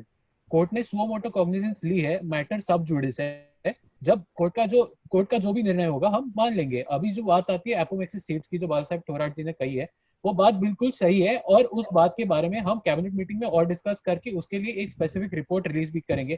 दादाजी भूसे ने काफी सही पॉइंट्स रेज किए when it comes to both the fall seeds, how the हमने क्या प्रक्रिया जाहिर की है और आगे हम क्या करना चाहेंगे। And I feel that because of the current COVID pandemic काफी इश्यूज हम काफी चीजों में पीछे रह गए। There have been many instances of farmers being left behind or farmers not being able to send their crops to the villages because of the strict lockdowns enforced and because of trucks not being able to move. And that is why our government has taken cognizance about the same and have issued passes to all transport contractors across the state so that they have that ability to move around and the ability to transport seeds, produce and harvest from company to farmer, farmer to market. So I feel that if we're working hard, you all should recognize that rather than just continuously pushing for change or blaming us for issues that you all create in your heads. इथे बोलायचं आहे यांनी एकच बराच केलं. बाळासाहेब थोरांचे पण पहिले comment घेऊ. मला माननीय मुख्यमंत्री महोदयांच्या वक्तव्याला एक पूरक अशी कॉमेंट द्यायची आहे. सर बोललेत आता, माननीय मुख्यमंत्रीजी आता बोलले की सरकारला फक्त ब्लेम नका करू, आम्ही जे केलं ते एक्नॉलेज करा. तर तशातच एक आम्ही ऐतिहासिक निर्णय जो घेतला, जो महाराष्ट्रात आजपर्यंतची सगळ्यात मोठी कापूस खरेदी पावसाळा सुरू असताना आणि कोरोनाचे संकट आले असताना सुद्धा 220 लाख क्विंटल कापूस आम्ही खरेदी केली. तर त्यामुळे आम्ही जे कामं केली आहेत त्याला सुद्धा एक्नॉलेज करा. फक्त क्रिटिसाइज करायचे आणि विरोध करायचे म्हणून करत नका जाऊ. हरिभाऊ बागडे. मी थोरातांच्या वक्तव्यावर कमेंट करू शकतो का? नाही. चालेल, ठीक आहे. मुख्यमंत्री, माननीय मुख्यमंत्री, तुम्हाला असा एक प्रश्न होता. तुम्ही जो फॉर्म भरून घेता शेतकऱ्याकडून महाबीजचा तक्रार आल्यानंतर, त्या फॉर्म मध्ये असं नमूद केलंय की शेतकऱ्यांनी मी जो बी घेतलाय ती या कंपनीकडून घेतलाय, याची पूर्णत्वी जबाबदारी माझी आहे आणि मी याला चांगल्या प्रकारे खत पाणी घातलेलं आहे हे मी नमूद करतोय आणि माझं बी बियाणं हे उगवलं नाही याची मी शपथपत्र हमी तुम्हाला देतोय, असं तुम्ही त्या पत्रात सांगताय. म्हणजे याचा अर्थ काय मुळात? म्हणजे ते परत विद्यार्थ्यांसारखंच होतंय का? म्हणजे मी पेपर देत नाही तर जबाबदारी माझीच, मी उद्या जाऊन फेल झालो तर? म्हणजे याला काही अर्थ नाहीये तुमच्या त्या पत्राला. धन्यवाद. I'll just give you a gist of what he said. तो जब महाबीज करके कंपनी है, उनसे जब फार्मर सीड्स लेता है तभी he is made to sign a form where he has to acknowledge that I have maintained the seeds, I have given water to the seeds, I have used fertilizers for the seeds, manure for the seeds, and if the seeds fail, it is completely my responsibility. So his criticism is that this is just like students, that if I give exams and I fail, it's still the anyone's other's responsibility than the student. So why is not the government taking the responsibility and giving the responsibility on the farmers? Okay. अध्यक्ष महोदय, आता मी बोलू? थांबा एकच minute थांबा. माननीय मुख्यमंत्री जी, आप लास्ट में रिस्पॉन्ड करेंगे सबको, आप सब सुन? I think I'll do that because Pramod Patil is being pretty antsy to speak. विनोद भिवे. बोलो. हा बोला. माझं आत्ता पण परत तेच म्हणणं आहे की जर एखादी ऑर्गनायझेशन जी गव्हर्नमेंटच्या अंडर येते, जर तिच्याकडून एवढे रिपोर्ट्स येत असतील त्या ऑर्गनायझेशनला, तर शेतकऱ्यांनी सरकारवर भरोसा का ठेवावा? हा माझा साधा प्रश्न परत मुख्यमंत्री साहेबांना आहे. मुख्यमंत्री साहेबांनी याचं उत्तर द्यावं. धन्यवाद. So the MLA is saying that the Mahabij company has received as 46,000 complaints from farmers till now about fake seeds and different related to different seeds relating to different kinds of. So what is the government going to do about when so many farmers have complaints about distribution of seeds, quality of seeds, and comment is dismissed करतोय. Comment guardian धरली जाणार नाही. So sir, if I choose not to reply to whatever statement is made, it's okay, right? The comment is not on record, so I don't know what are you replying to. I mean, because नहीं, I have dismissed और मैंने उन्होंने माफी भी मांग ली है. I think that is the first strike, and the next comment of this sort will be the third strike. तो ऐसा this is not asked for. Dadaji से हरिभाऊ तुम्हाला काही कमेंट करायचे परत एकदा? मग तुम्ही हात खाली आहे. ओ सॉरी. दादाजी भुसे बोला. माननीय उद्धव साहेब ठाकरेंना जे मनसेकडून आता जे टार्गेट केलं जात आहे की बाळासाहेबांच्या विसर पडलाय त्यांना, पण कधी लक्षात ठेवा. ऐका ना दादाजी, मी तुम्हाला 2 मिनिटं थांबवतो इकडे. अहो तुम्ही ज्या गोष्टी रेकॉर्डवरतीच नाहीये त्याच्याबद्दल बोलूच नका ना. मी ती कमेंट रेकॉर्डवरती घेतलीच नाहीये. हो माफी असावी. ठीक आहे. मुख्यमंत्र्यांचं जे वक्तव्य होतं त्याला मी समर्थन देतो, आणि एक मुख्यमंत्र्यांचं जी एक मनातली इच्छा आहे की जे विकेल तेच पिकेल या प्रकारचे जे धोरण आहे ते आता पूर्ण महाराष्ट्रात राबवलं जाणार आहे. त्याच्यामुळे 100% शेतकऱ्यांना हमीभाव, त्याच्यानंतर कापूसची खरेदी तर यावर्षी विक्रमीच झालेली आहे. त्याच्यानंतर ज्या मागच्या सरकारच्या काळामध्ये काही योजनांचे जे GR परत येतात, पण आतापर्यंत जी महात्मा फुले कर्जमाफी झाली तिचा फक्त एकच GR निघालाय, आणि ही सर्वात अभिमानाची बाब आहे की याच्यामध्ये परत बदल झालेला नाही. यासाठी मी मुख्यमंत्री महोदय, तसेच उपमुख्यमंत्री व तसेच कृषी मंत्री म्हणून मी जबाबदारी योग्य प्रकारे पार पाडत आहोत. ठीक आहे. अध्यक्ष महोदय, मला परत एकदा बोलायची संधी द्या. नाही मिळणार. नाही अध्यक्ष महोदय, मला खरंच माझ्या कृतीचा प्रचंड पश्चाताप होतोय. मलाही होतोय. मंत्रालयाच्या गरिमेला विरुद्ध असं विपरीत विधान केलं, आणि त्याची जी काही शिक्षा असेल ती मी भोगायला तयार आहे. मला खरंच, परंतु माझी भावना आपण जर लक्षात घेतली तर ती शिक्षा, माझी तुमची भावना अगदी हृदयात घुसले माझ्या. आता ऐका, तर हे बघा, शिक्षा तुम्हाला हवी आहे ना, तर शिक्षा हीच आहे की तुम्ही ह्या भाषणावरती तुम्ही कॉमेंट नाही करू शकत. पुढच्या भाषणावरती तुम्हाला अलाउ करेल. ठीक आहे. माननीय मुख्यमंत्री महोदय उत्तर देतील. Okay. Firstly, replying to Vinod Bhiva Nicole, I will personally look into the matter and see to it that our farmer brothers and sisters do not feel disappointed in this government, and whatever decision the High Court comes up with, including the internal investigation from our side, both ends, I will look into it personally and see to it that whatever decision comes out is in favor of our farmers.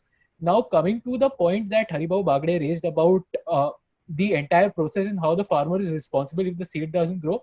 If you read that entire statement, that statement says that if that seed does not produce harvest, then the farmer is responsible. But in the current case, the seed did not germinate itself. So then we are responsible for it, and we ourselves will look into the matter, and whatever company has produced those seeds, that company will be held liable. Haribhau Bagade बोला. मुख्यमंत्री महोदय, मग सदनाला आता इतकंच सांगा, जर तुम्ही रिस्पॉन्सिबल आहे ही जर मागणी करत असेल तर सदनाला इतकंच सांगा, ती लाईन आम्ही काढून टाकतोय म्हणून. He is asking you to remove that line of responsibility and acknowledgement from the form. Like, is the government ready to do that? Post a decision within the cabinet, we might. I cannot unilaterally say yes or no, because this is a coalition government and I need to ask my coalition partners. All right. मी जरा सत्तारांना आधी घेणार आहे. Abdul Sattar, mute आहात तुम्ही. जे विरोधी पक्षामध्ये बसून आज जे आमच्यावरती आम्हाला जबाबदारी घ्या, चुका तुमच्या असं जे आम्हाला बोलतायत त्यांना मी फक्त एकच प्रश्न विचारू इच्छितो की सोयाबीनची बियाणे खराब निघाली आहेत, म्हणजे ते फर्टिलाइज झाले नाही, ते डिजर्मिनेट झाले नाहीत. मग सोयाबीनला पिकण्यासाठी 3 ते 5 महिने लागतात, आणि आमचं सरकार येऊन 6 महिने झाले. म्हणजे या बियाणे आहेत ना, हे मागच्या सरकारमध्ये असताना प्रोड्यूस झाले आणि ते फक्त आता सर्क्युलेट झालेत. तर ह्याचीच मला तर वाटतं ह्याची चुकी, आणि ह्याच्यामध्ये दिरंगाई ज्याही चुका असतील या मागच्या सरकारच्या ह्याच्यात घेतलेल्या आहेत, आणि त्यात त्यांच्या चुक्या आहेत. हरिभाऊ, मला वाटतं तुम्ही कॉमेंटवरती कॉमेंट नका करू. लास्ट काहीच नाही, याच्यानंतर काहीच नाही. नाही अहो, पण तुम्ही मुख्यमंत्र्यांच्या भाषणावरती बोला, जर तुम्हाला बोलायचं. मुख्यमंत्र्यांच्याच मला फार विश्वास नाहीये, पण ठीक आहे, बोला. माननीय मुख्यमंत्र्यांच्या मला त्यांच्या वक्तव्यावर बोलायचं, आणि अब्दुल सत्तार तुम्हाला पण त्यावरच बोलायचंय की इतकंच तुम्हाला सांगतो, ह्याच्यामुळे विश्वास नाही मला तुमच्यावर, की हातावर दूध ठेवून दही होत नसतं, त्याची एक प्रोसिजर असते, ती पाळा. बाकी काय. ठीक आहे. तुम्ही दुधाचा मुद्दा मांडलाय, ते इथे ते राजू शेट्टी ऐकायला नाही, तुमच्यावरती घसरले असते. बरोबर. ठीक आहे. मी गणेश नाईकांना थोडीशी संधी देणार. गणेश नाईक सर, मला एक डाऊट आहे फक्त, तो विचारू का? हा बोला विनोद. हा, मला फक्त एवढं विचारायचं की सेशन अजून किती वेळ आहे, म्हणजे या ही नोटीस अजून किती वेळ आहे, कारण की आपला अजून टाइम आहे दोन भाषणं आहेत. चालेल, कारण की आपला टाइम एक्सटेंड झालाय म्हणून मी विचार. नाही ते एवढं चालतं. 20 मिनिटं म्हणजे ना भाषणाची क्युम्युलेटिव्ह काय जातं रेकॉर्डवरती भाषणं जातात बरोबर. हो हा, मग भाषणाचीच वेळ काउंट केली जाते. चालेल, ठीक आहे. गणेश नाईकजी. इथे अब्दुल सत्तारांनी म्हटलं की जे ऐका गणेशजी ऐका. नाही, मला तुमची तळमळ अगदी मान्य आहे, सगळी जाणवते मला इथून. पण तुम्ही मुख्यमंत्र्यांच्या भाषणावरती तुम्हाला जर बोलायचं असेल तरच तुम्ही वक्तव्य करा. अशी प्रोसिजर नाही की तुम्ही कमेंट वरती काही परत तुमची कमेंट द्या. आणि परत तुम्ही नॉर्वे किंवा फिनलँड अशा देशात बसल्याचं आम्हाला इथून दिसतंय की मागे तुमचं काय नॉर्दर्न लाईट चालू आहेत. ते चांगलं आहे. जरा ते बदलता येत नाही म्हणून जरा प्रॉब्लेम नाही ठीक आहे, चांगलं आहे. बरोबर, आपण पुढच्या भाषणाकडे जाऊया आता.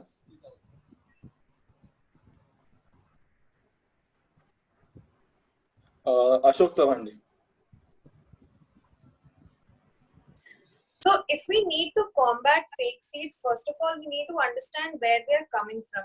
Now, in the early 2000s, when BG or BT cotton started flooding the markets, especially in Andhra Pradesh, the sale of this product was very encouraged.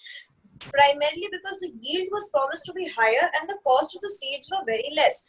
Upon further research, there were varieties of BT cotton, BT1 and BT2 subsequently which were released, and up until then there wasn't too much of a problem of fake seeds. But then when we move on to the variety of BT cotton 3, BT3, that is when the influx of fake seeds started coming into the market primarily. So now where do these fake seeds come from and why are they very appealing to the farmers? The farmers want to cultivate hybrid crops, especially crops like tobacco, cotton, chili, which are cash crops, and hence they buy these fake seeds in a greater demand.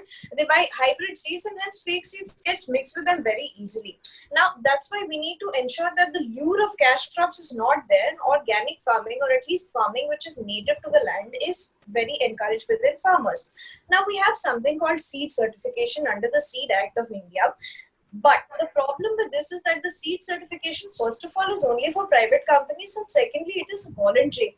Even though the labeling is compulsory, the certification process is only voluntary, and hence many companies fail to go through the actual certification process, and the farmers are not even aware of either the availability of the certification process or the end result of it, and hence this needs to be made compulsory, not only just the labeling, and this needs to be done for private companies as well as state-run corporations like the Mahabij industry. The second thing is crop insurance needs to take into account fake seeds, and the crop insurance shouldn't only be issued by the governments, but also some owners should be borne by private companies in proportion to the amount of fake seeds that they're selling. The third thing is there's a mass influx of fake seeds. Please wrap up. Yeah, this is the last thing. Primarily due to the black market, which goes directly into the hands of the farmers, and hence there needs to be an agency that is set up by the government which allows the certification process to happen, and then only the seeds can go to the farmers. Ma'am, I only have one doubt with what you said, because we have to put things on record. Fraudulent, if it is found that the seeds which are sold to the farmers are fraudulently sold as good seeds, bad seeds as good seeds, then it is already insured under crop insurance given by all the government. So clarification on that. Yeah, so that's what I'm saying. The crop insurance is by the government, but I'm saying that this needs to be extended to private corporations as well. That you need to pay some kind of damages in case that this does not the seeds don't germinate or they are fake in nature. Because just like there's a kind of waiver that the farmers themselves have to sign, where they say that we will take care of the plant, and if it does not produce a harvest, the onus of it lies on us. The companies themselves must go through the certification process, get their seed certified, and in case they don't currently, at least they need to provide some kind of insurance to the farmer. This will definitely help to weed out the fake seeds and make sure that through this multi-step process, the seeds that are provided to the farmers are of the highest quality possible. Ma'am, I get your point. The only problem is that the seeds are insured, but when the seeds don't germinate, they are necessarily not under the fraudulently sale of seeds. They also come under act of God.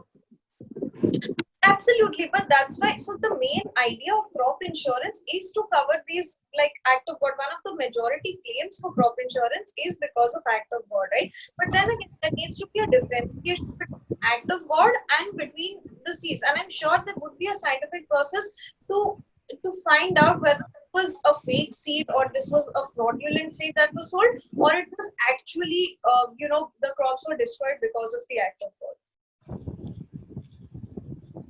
All right. We'll see what the other members have to say, because I had to put it on record, so it was a little, I didn't find it to the provisions of crop insurance, because crop insurance right now do have provisions when seeds don't germinate if they're fraudulently sold to the farmers.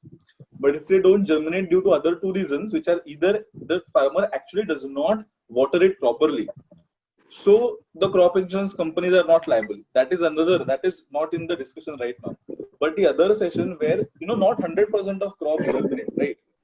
It's like it's the beauty of nature that not all the seeds germinate. There are some seeds which will not germinate whatever you do.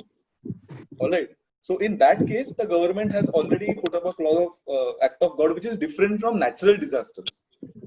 Yes, fair enough. So that's exactly what I'm saying. Those are still instances wherein there have been external circumstances and not the seeds themselves which have been fraudulently sold. And of course, everything that is covered under these provisions, there is a method to verify whether or not they come under this. Exactly. Hence, be an additional, like I said, there will definitely be like some kind of scientific methodology to determine whether the seed is fraudulent or whether it's whether it has been sold as a fraudulent seed, or whether it is a cause of act of God or any other provision that is there. Yes, that would be proper. Okay. Anyone? Haribhav Bagde has raised his hand.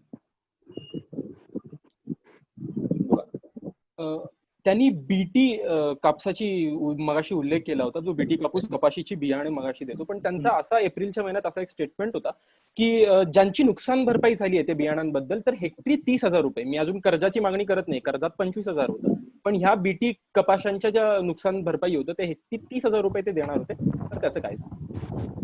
So in April, Ashok Chauhanji, you had issued a statement where you had said that per hectare we will issue 30,000 rupees as compensation exclusively for BT cotton, which is different from the loan waiver. So what happened to that promise? Well, honestly, right now the situation completely changed from April up until now. We are not only facing a global pandemic, also we have had to divert a lot of the state's funds to coronavirus relief measures. And then on top of that, we had the cyclone Nisarga. It's not like the government is not going to do anything for the farmers. We are definitely in the process of it. We have so many different schemes. We are trying to get our migrant laborers back. We have, rental assurance schemes for them. We are also having minimum wage for rural employment, things like that. So it's in the process. Definitely we understand the importance. A lot of our Kharif sowing, luckily some of our Kharif sowing has happened, but that has also happened with great difficulty and at cost of loss of labor in many job sites, because a lot of the labor workers had to migrate, go back to reverse migration to rural areas and work on the farm. So these are so many different challenges that currently we are tackling under these extra. Ma'am, I think that would be it. Okay.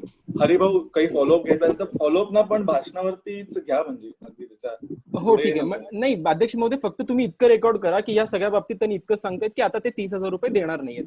फक्त त्यांचं confession इतकं, फक्त इतकंच रेकॉर्डवर नक्की घ्या.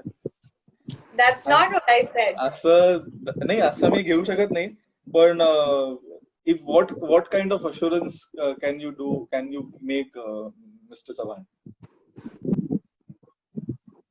So the first assurance, definitely I understand that this, specifically for BT cotton, that's different from the farm loan waiver. But in light of the coronavirus, one of the first things that our government did is also appeal to banks, private banks as well as the RBI to reduce, to let go of the loans, and we have said that we will give an assurance from the government that by March 2021 we will repay all of these loans, because we wanted farmers to get loans for the Kharif season. That is the primary focus right now, that farmers have money in their hands. Later on, definitely we will compensate for the DB cotton as and when the yields come, as well as the economy starts growing eventually.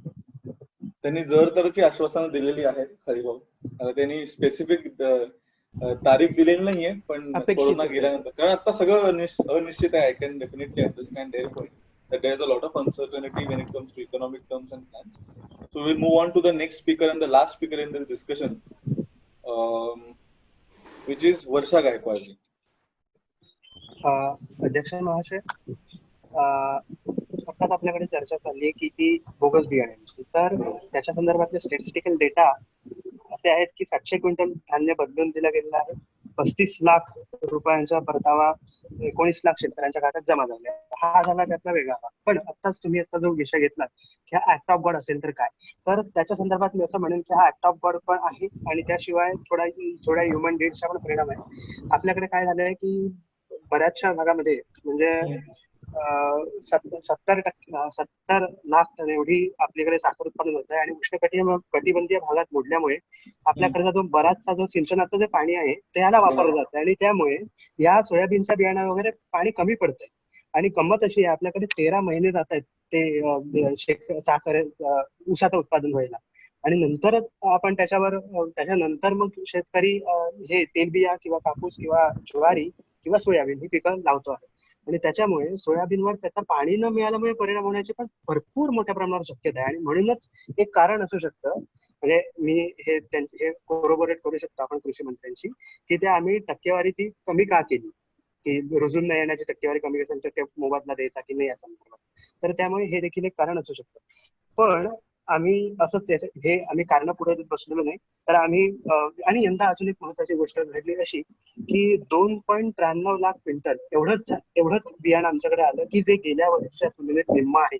आणि याच्यासाठी बऱ्याच technical बाबी आहेत, बऱ्याच गोष्टी आहेत, आणि आम्ही सरकारमध्ये येण्याआधी हे बियाणं तयार झालं असं मला सफर साहेब म्हणाले, आणि त्यातही तेवढंच तथ्य आहे. त्यामुळे या गोष्टींकडेही आपण लक्ष दिलं पाहिजे. धन्यवाद. धन्यवाद.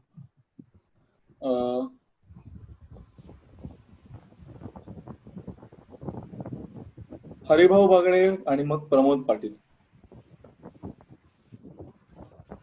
वर्षाची जे बियाणं तुम्ही दिलंयत ना, मी आता जस्ट फोटो बघतोय, मी मुद्दाम हा सेव्ह करून ठेवलाय. हा जस्ट फोटो आहे. या फोटोमध्ये काय तुम्हाला सांगतो की वर्षाची बियाण्याची वाटप करतायत, आणि त्याच्याच दुसऱ्या दिवशी तेच बियाणे त्यातलीच 2 पोती ही बोगस निघालीत असं सांगितलंय. त्याच्यावर काय म्हणतात? हा प्रश्न नाही हो. आम्ही रेग्युलराइज मी सारखे मिस्चिफ रेग्युलराइज नाही करणार तुमची. कमेंटच्या ऐवजी प्रश्न नाही विचारायचा. अध्यक्ष महोदय, माझं बोला प्रमोदजी, बोला तुम्ही. मी ते डिसमिस केले तुमची कमेंट. वर्षाजींनी आता बोलत असताना हा उल्लेख केला की ऊसाच्या पिकाला मोठ्या प्रमाणात पाणी लागतं आणि त्याच्यामुळे सोयाबीन किंवा इतर पिकांना पाणी मिळत नाही.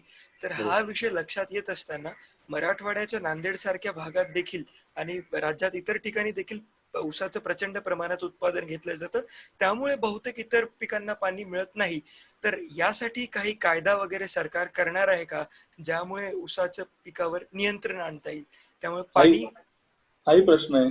इरेग्युलर. ठीक आहे. आम्ही आता हे दोनही इरेग्युलर झालंय. आपल्याकडे थोडासा वेळ आहे. मी शेवटचं जे भाषण घेणार आहे आता, ते खरं आउट ऑफ द 11वं भाषण आहे ते, पण हे 2 कमेंट्स इरेग्युलर गेल्यामुळे थोडासा आपल्याकडे वेळ आहे. तर मी त्याच्यावरती कुठलेही कमेंट्स वगैरे घेणार नाहीये, कारण तसेही कमेंट्स अलाउड नाहीये.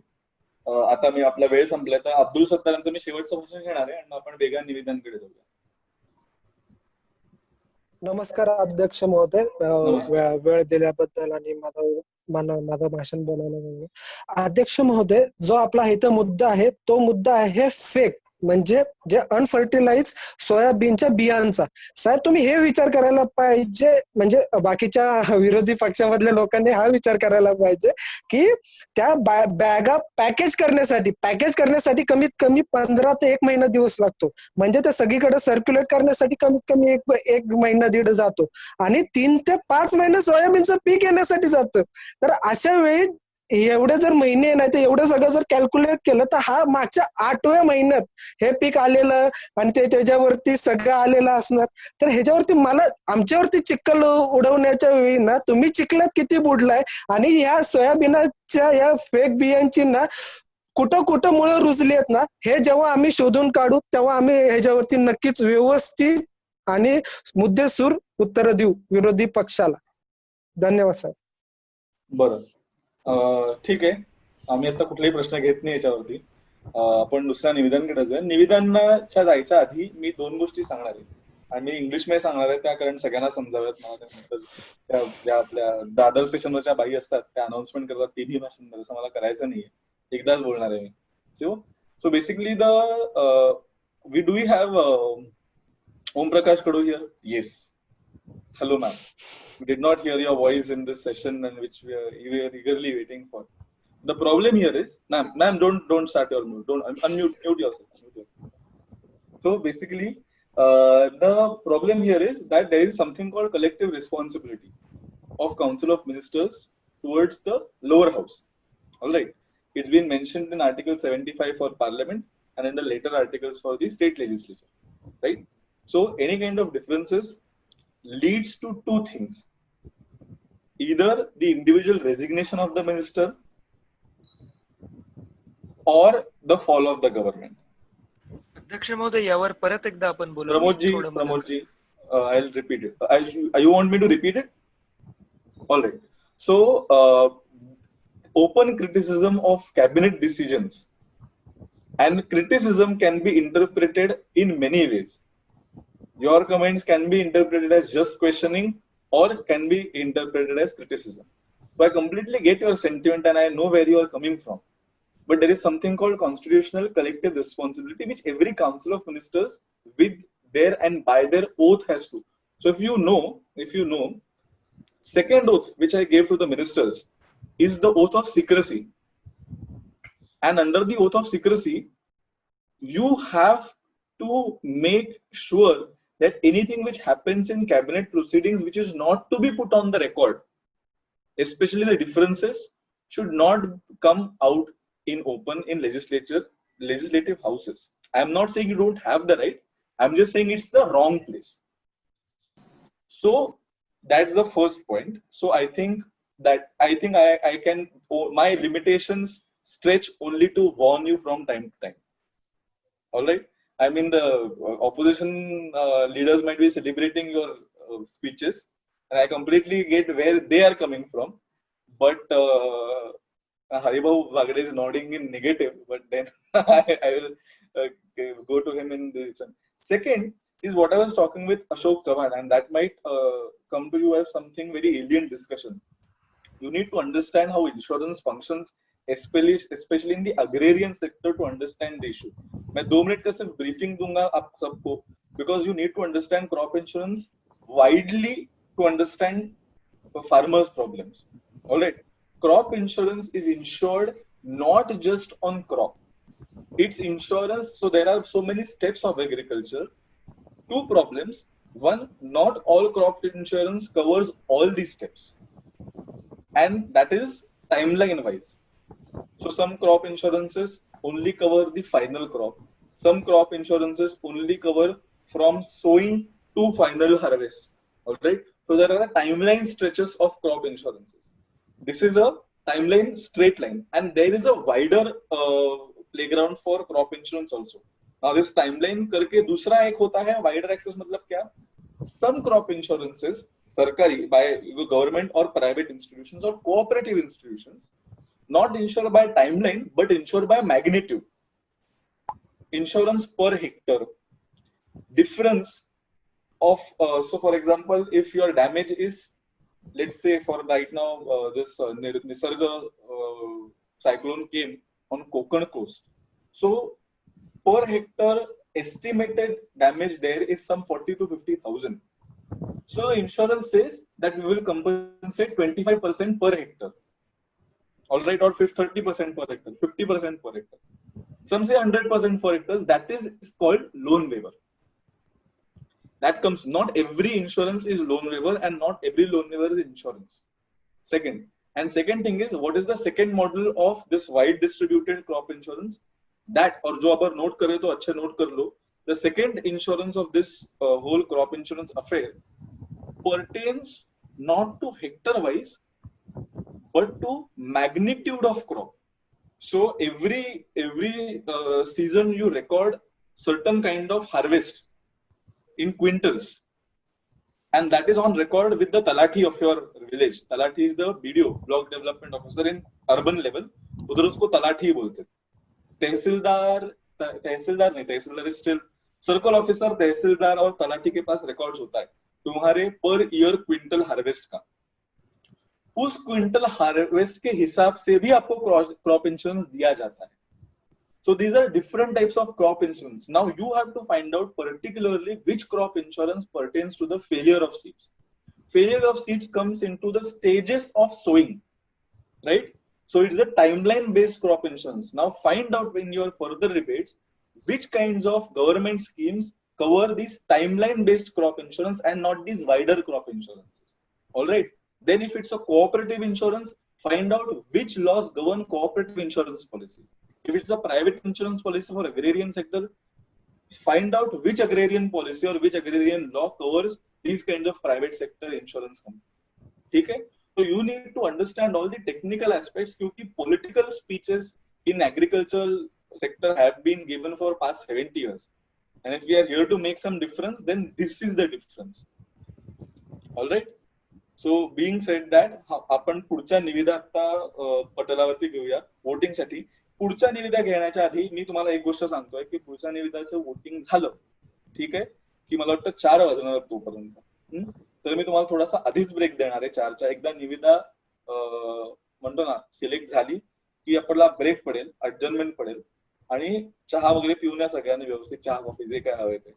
आणि आपण साधारण जेव्हा ब्रेक पडेल त्याच्या अर्ध्या तासाने भेटूया, ठीक आहे.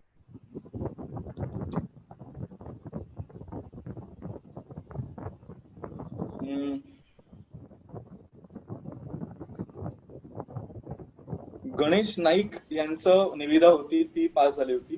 त्याच्या खालची निविदा आहे बाळासाहेब थोरात यांची, ती 10 वाजता सबमिट झालेली आहे नोटीसच्या वेळेप्रमाणे.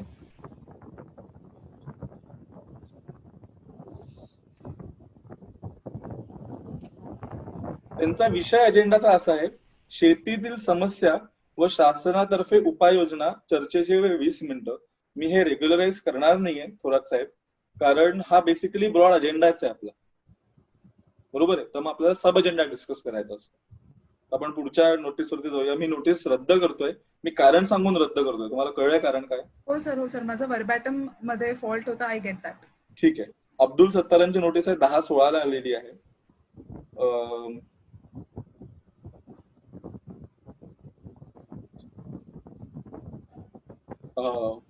Anupriya, please read me the 5th notice का अजेंडा. कैलिग्राफी जी केली ना ते मला समजत नाही. वो ऐसे ही लिखा था, 1 sun 1 world 1 grade session 1, that's all there was written. तर 1 ग्रेड 1 सन नाही, 1 सन 1 वर्ल्ड 1 ग्रेड सत्तारांचा अजेंडा आहे का? हाँ, सत्तार जरा प्लीज एक्सप्लेन कराय. यही लिखा था, वो लिखी. साहेब कसं झालं की मी ते आधी पाठवलं, त्यानंतर मी ती नीट करून पाठवलेली परत एकदा तीच निविदा.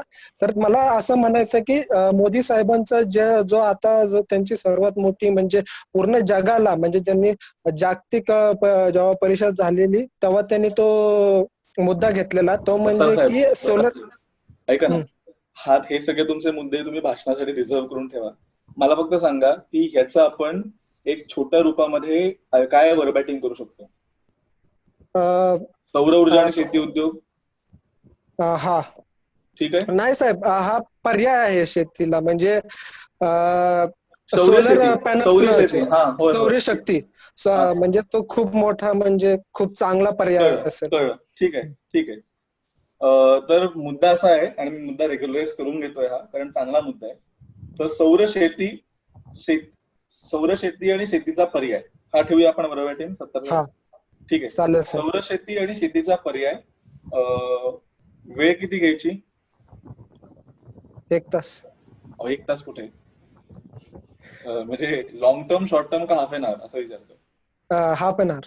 Half an hour. बरं, हाफ एन आवर डिस्कशन घेऊया आपण. सौर एनर्जी, सौर शेती, शेतीचा पर्याय म्हणून हा वर्बॅटिम आहे. तर सगळ्या पार्टिसिपेंट्सनी वोटिंग करायचं आहे आता. 1 मिनिट जतिन, वापस एक बार काउंट कर लो कि अभी कितने मेंबर्स हैं.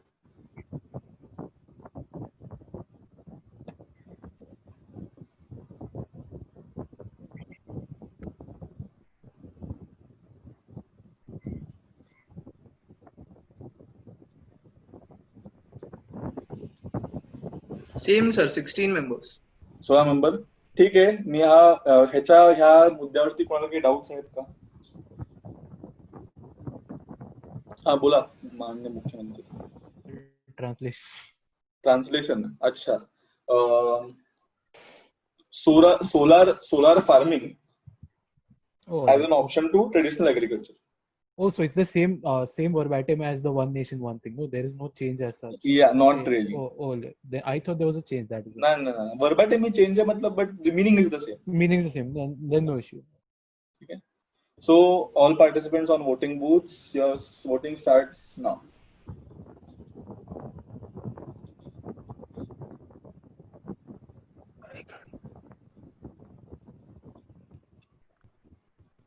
चौदा लोकांनी वोट केलाय. कुठल्या 2 लोकांनी वोट नाही केलं? 15 लोक. पास. क्वेश्चन आहेत का? काय? क्वेश्चन त्यांनी मेन्शन नाही केलं, त्यामुळे नो क्वेश्चन्स. ओके. बरं, 3:50 वाजलेत. 4:20 ला चहा पिऊन आपण परत भेटूया. चहा बिस्किटचा कार्यक्रम खरा सदनाच्या कार्यवाहीच्या आधी होतो ट्रेडिशनली. तो चहापानाचा कार्यक्रम म्हणतात.